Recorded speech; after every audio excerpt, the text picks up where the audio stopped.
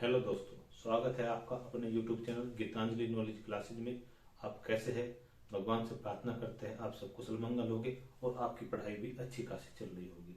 चलो, कल हमने पढ़ा था पॉलिटी। पॉलिटी में हम पढ़ा चुके थे 1853 तक का। अब अगला जो हम पढ़ाएंगे, अब तक हमने पढ़ा कंपनी का शासन। अब जो होगा शासन वो ताज का शासन, यानी अब जो शासन है वो सीधा महारानी विक्टोरिया के हाथ में चला गया। ठीक है, क्योंकि 1800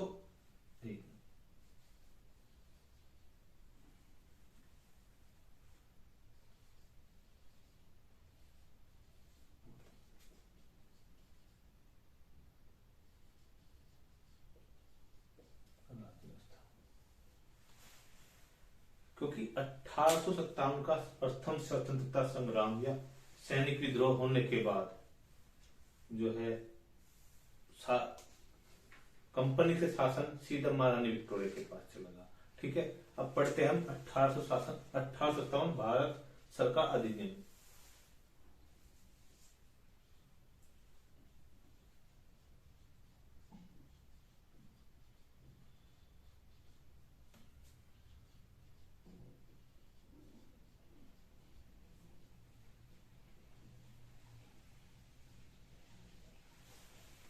अब से पहले मैं बताया है कि अब से पहले जो हम पढ़ रहे थे वो कंपनी का शासन था। इसके बाद जो हम शासन पढ़े वो ताज का शासन होगा, क्योंकि अब से पहले कंपनी शासन कर रही थी भारत पे, अब जो है सीधा महारानी विक्टोरिया शासन कर रही है। ठीक है, इसमें क्या क्या चेंज हुए? 1857 में एक तो प्रथम स्वतंत्रता संग्राम से सैनिक विद्रोह भी कह सकते हैं। एक तो ये हुआ प्रथम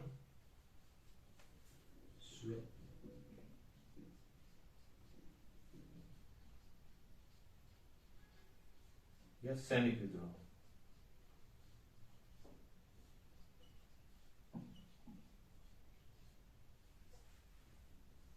ठीक है, एक तो ये हुआ। उसके बाद में क्या हुआ, अब से पहले क्या बन रहा था कि भारत में पहले बन रहा था गवर्नर जनरल। इसमें एक चेंज हुआ, इन्होंने भारत का गवर्नर जनरल ना बन के वायसराय बना।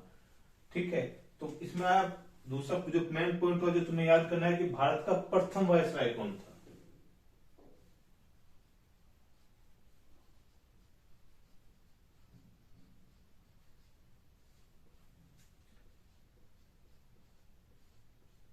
लॉर्ड केनिंग, यानी भारत के प्रथम वायसराय कौन थे? Lord Canning. इसमें ठीक है, एक और हुआ कि जब महारानी विक्टोरिया के पास शासन चला गया तो उन्होंने एक नया पद सृजित किया, उसे बोलते हैं भारत के राज्य सचिव का पद। ठीक है, जो इसके बाद जो चेंज हुआ कि एक पद और सृजित हुआ, उसे बोला गया भारत का राज्य सचिव।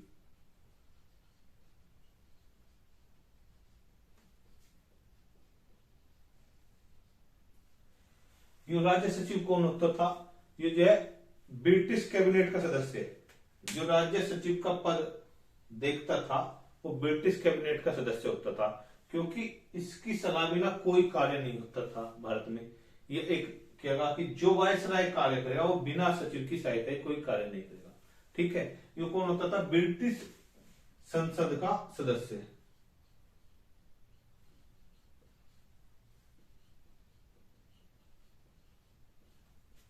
ब्रिटिश कैबिनेट का सदस्य।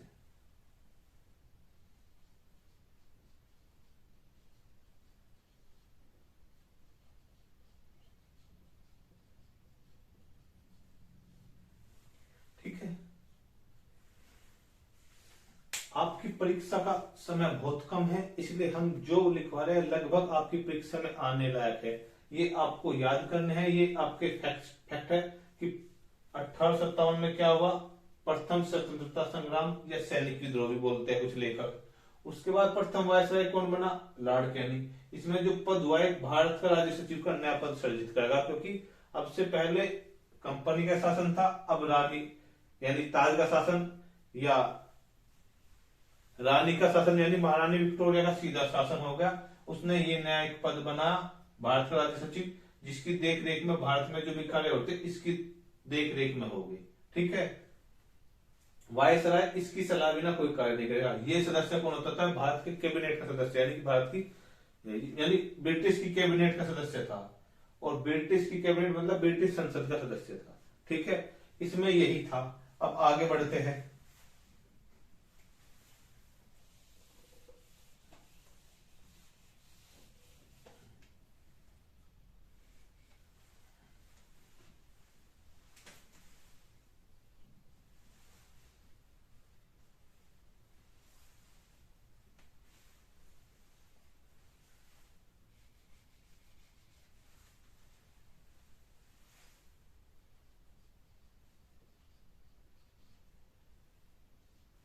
अठारह सौ इकसठ का भारत परिषद अधिनियम, इसमें क्या हुआ, जब 1857 में जो स्वतंत्रता संग्राम हुआ, तो अंग्रेजों को लगा कि आप बिना भारतीयों की सहायता से भारत पे राज नहीं कर सकते।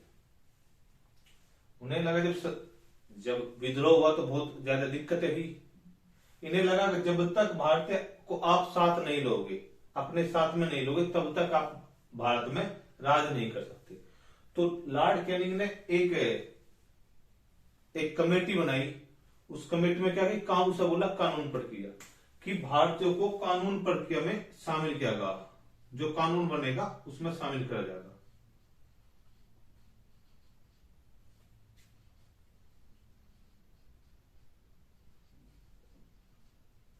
ठीक है, यानी अंग्रेजों ने यह सोच लिया था, अगर आप भारतीयों को अपने साथ नहीं लोगे तो आप लोगे तो आप भारत पर राज नहीं कर सकते।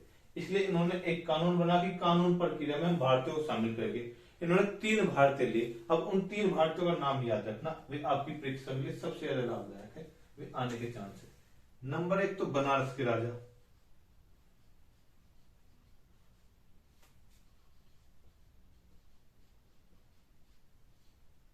नंबर 2 पटियाला के महाराज,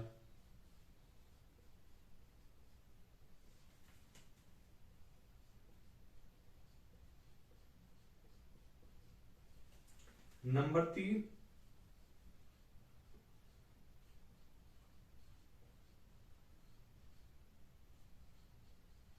सर दिनकर राव। ठीक है, ये 3 आदमी इन्होंने अपनी इस कमेटी में लिए, कानून प्रक्रिया में शामिल करें। बनारस के राजा, पटियाला के महाराज, सर दिनकर राव। ठीक है, और इन्होंने एक काम और करा, जो 1833 का जो बना था चार्टर एक्ट, उसमें क्या किया गया था कि मुंबई और मद्रास की विधायी शक्तियों को खत्म कर दिया गया था। इन्होंने अपने पुणे, यानी कि मुंबई व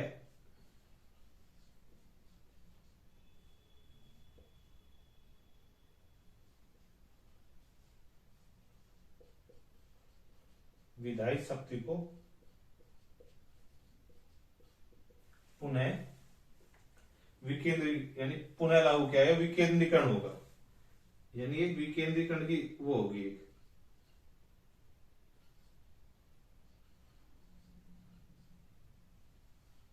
उन्हें पुनः शक्ति दे दी, मद्रास और मुंबई को विधायी शक्ति पुनः दी गई, विकेंद्रीकरण हुआ। ठीक है, ये होगा। ये 4 बातें हुई इसमें। एक तो क्या है कि भारतीय कानून प्रक्रिया में शामिल किया गया,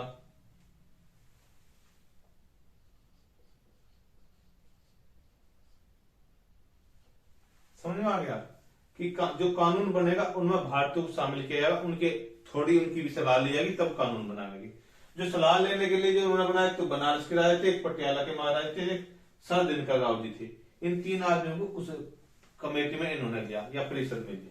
ठीक है, और उसके बाद एक ही पॉइंट आया कि मुंबई या मद्रास की विधायी शक्ति को पुनः लागू किया गया और विकेंद्रीकरण किया गया। ठीक है, 1861 में यही है। अब सीधे चले गए हम 1909। उसके बीच में कोई ऐसा नहीं है जो आपको पॉलिटी में आवश्यकता हो। अगर आवश्यकता है आपको तो वो मॉडर्न हिस्ट्री में टॉपिक आएगी कि उसके बाद में। ठीक है, पॉलिटी के लिए बस 1909 है जरूरी।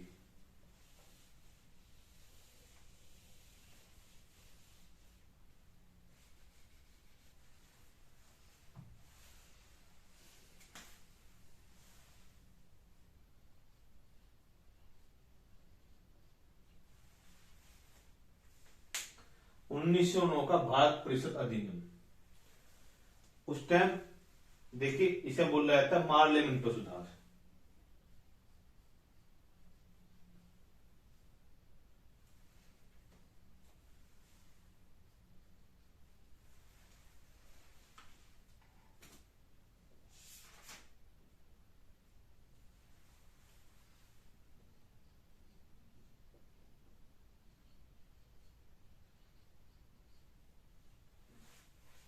अब आपको एक और बात बता दूं, जो पहले नाम आएगा तो भारत के राज्य सचिव का होगा, और जो बाद में नाम आएगा ये वायसराय का आएगा। ये एक बात का ध्यान रखना कि जैसे आपको मार्ले मिंटो सुधार है, ठीक है, इसमें क्या है, कुछ बच्चे मानते हैं मार्ले मिंटो एक ही नाम है, नहीं, मार्ले इनके वायसराय का वो सचिव का नाम है, मिंटो इनके वायसराय का नाम है, ठीक है। इस बात को ध्यान रखना, मैं लिख भी देता हूं, सचिव और ये वायसराय।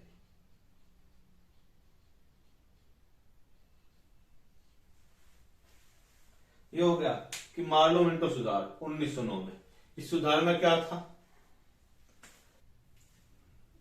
1909 में जो भारत परिषद अधिनियम है, इसका सुधार क्या है, यहां से सांप्रदायिक चुनाव की शुरुआत करी उन्होंने।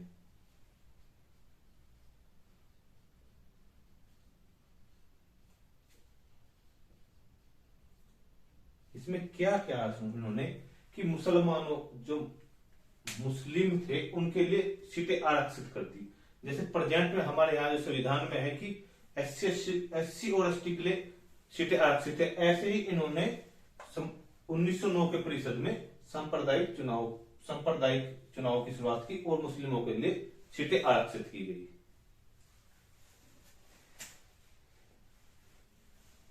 सीटें आरक्षित की।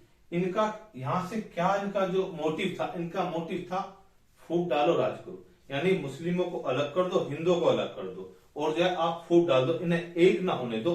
इसीलिए इस सांप्रदायिक चुनाव की शुरुआत हुई। और सांप्रदायिक चुनाव के जो जनक माने जाते हैं,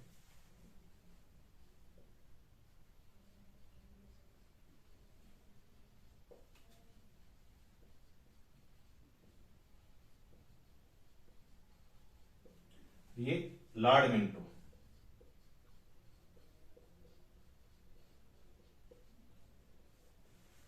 अगर आपसे पूछे सांप्रदायिक चुनाव की जनक लॉर्ड मिंटो, ठीक है। इसमें ये था, एक और इसमें काम हुआ था सत्येंद्र प्रसाद सिन्हा।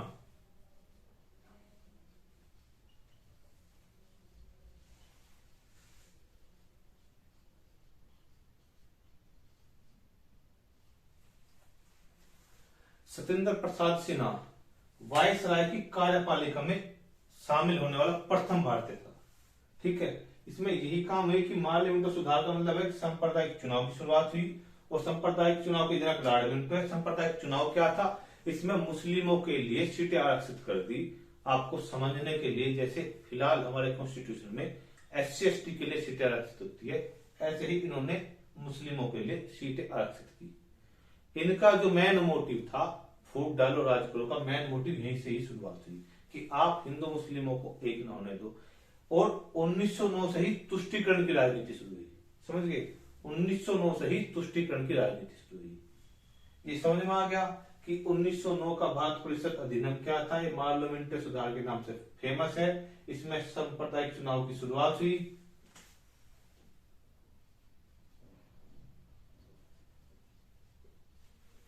सांप्रदायिक चुनाव की शुरुआत हुई। सांप्रदायिक चुनाव के जनक लॉर्ड मिंटो है,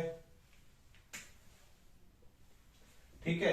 सत्येंद्र प्रसाद सिन्हा ऐसे प्रथम भारतीय है जो वायसराय की कार्यपालिका, हाँ, वायसराय की कार्यपालिका परिषद में प्रथम सदस्य हुई, ठीक है। ये है सत्येंद्र प्रसाद सिन्हा वायसराय की कार्यपालिका के प्रथम सदस्य बने, ठीक है। ये सत्येंद्र प्रसाद सिन्हा के बारे में ये है, इसे याद रखना।